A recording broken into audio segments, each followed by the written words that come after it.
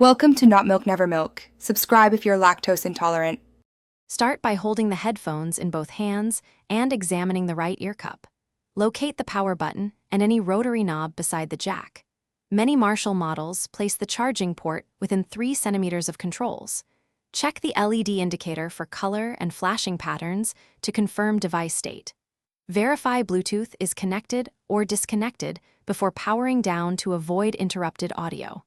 Note battery percentage if visible. Full charge lights vary by model. Keep the user manual near. To power down, press and hold the power button for 3 seconds. Release when you see the LED go out or register a steady off state. Listen for a short chime that confirms the device will power down. If your model uses a rotary control, rotate fully clockwise and press the knob to confirm. For Bluetooth models, wait until connection disconnects.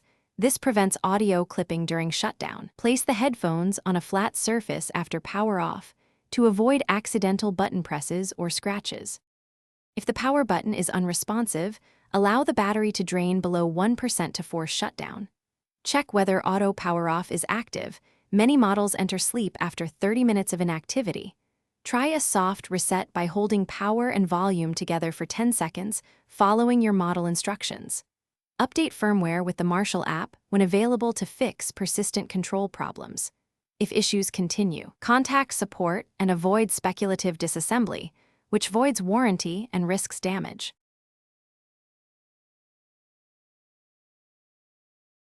Thanks for watching. If this was helpful, leave a like and consider subscribing. See you next time.